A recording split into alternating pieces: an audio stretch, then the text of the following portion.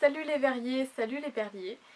Chaque année, je reçois de nombreuses questions par rapport au fait de débuter dans le travail de la perle de verre, comment bien débuter. Et une des questions qui revient le plus souvent concerne l'outillage, et notamment le petit outillage. Donc, une des questions que je reçois, c'est quels sont les outils avec lesquels on doit débuter? Qu'est-ce que tu me conseilles?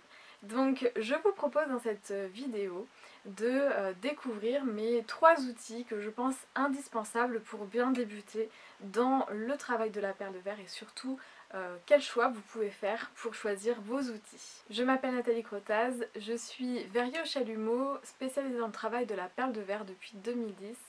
Et depuis que j'enseigne en cours collectif ou en cours individuel, j'ai formé près de 200 verriers en fait au travail de la perle de verre. J'ai créé un blog il y a quelques années pour partager cette passion et aussi pour diffuser des petites informations autour du travail de la perle de verre, mais aussi autour de l'histoire, de la culture de la perle de verre et de l'art perlier. J'ai envie de relancer un petit peu l'écriture de mes articles sur le blog, donc je pensais que c'était une bonne idée de commencer avec une question que vous posez tous très régulièrement. Alors, quels sont les 3 outils indispensables selon moi pour débuter dans le travail de la perle de verre? Donc pour moi, il y en a 3. Évidemment, on peut ajouter à cette liste beaucoup d'autres éléments, mais je suis d'une nature plutôt minimaliste. J'aime que les outils soient vraiment utiles, fonctionnels et solides, qui durent dans le temps. Donc je veux vous proposer aujourd'hui comme 3 outils indispensables: le couteau, la palette graphite et la pince Bruxelles.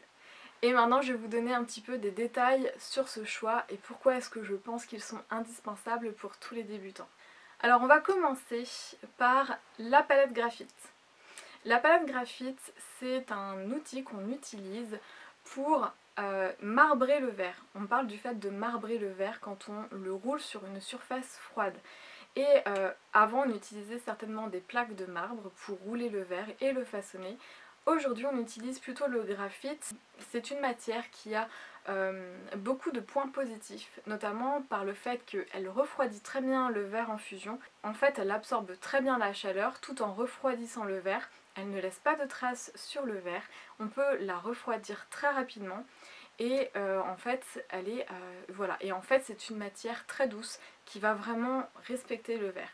Donc pour moi, la pâte graphite, c'est un indispensable parce qu'on a toujours besoin de rouler nos perles sur une surface. Ensuite, il existe différentes palettes graphite de différentes tailles, de différents formats.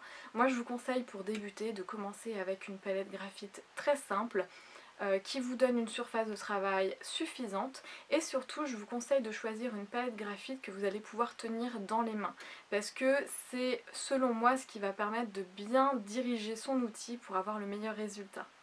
Le deuxième outil que je vous conseillerais de vous procurer, c'est bien entendu le couteau. Pour ceux qui me connaissent, le couteau c'est mon outil préféré, je l'utilise même tellement plus que la palette graphite pour plein de raisons. Je trouve qu'on sent mieux la matière, que c'est plus précis, mais c'est aussi un outil auquel on va avoir recours assez vite si on veut trancher le verre, si on veut déformer certains motifs, etc.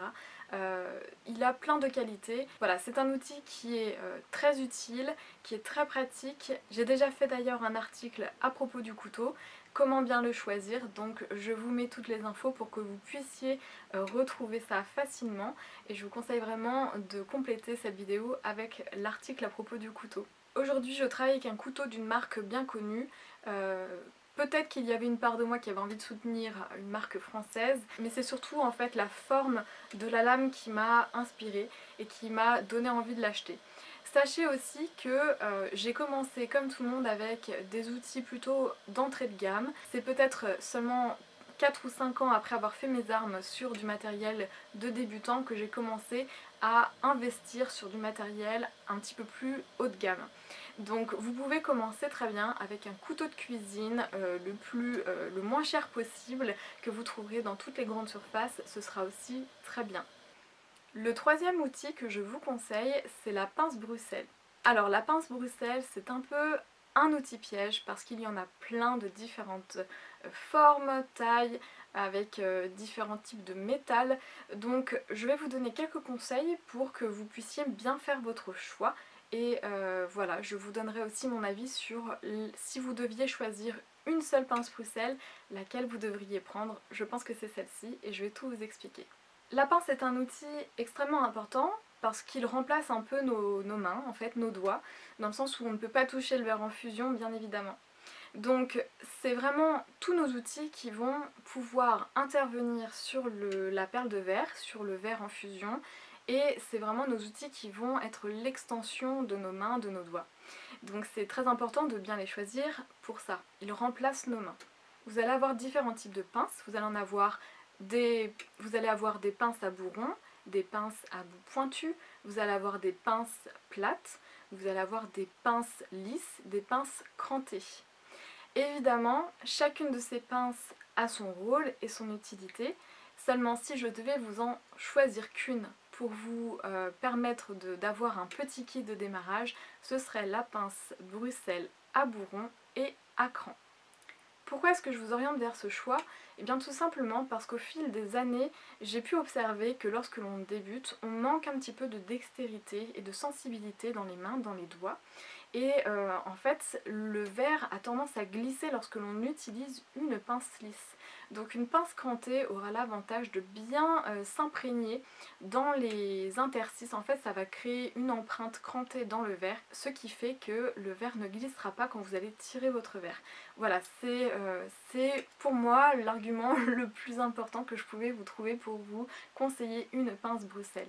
Si vous êtes un petit peu plus large avec votre budget, eh bien intégrez aussi une pince à bout pointu qui pourra être aussi très utile. Je vous conseille également de choisir des pinces et des outils pas trop longs, surtout lorsque l'on débute, parce que les outils peuvent vite être très lourds, ça peut aussi vous perturber. Donc choisissez des outils plutôt courts qui vont être facilement manipulables, surtout si vous avez des petites mains. Les pinces sont des objets de précision, donc ils vont vraiment avoir des buts et des rôles bien précis pour atteindre un objectif bien particulier. C'est pour ça que vous allez avoir une variété assez large de pinces. Vous allez aussi retrouver des pinces coudées, des pinces qui vont avoir le bout plat pour pouvoir bien attraper certains éléments. Donc vraiment en fonction de ce que vous voulez faire, c'est ce qui va vous guider. Pour débuter, ne vous posez pas toutes ces questions et prenez le plus simple et le plus efficace. En tout cas, c'est je pense mon conseil. Voilà, pour finir cette vidéo, je pense que le plus simple et le plus efficace pour vous, c'est de choisir des objets qui ont fait leurs preuves, des objets qui sont assez répandus, des objets qui ne sont pas trop coûteux. Voilà, essayez aussi d'opter pour des objets qui vont avoir différents usages, ça peut être aussi une bonne solution. J'espère que cela vous aura été utile. Si vous avez des questions, eh bien n'hésitez pas à les poser en commentaire ou n'hésitez pas à me contacter. Je vous souhaite une bonne flamme et à bientôt.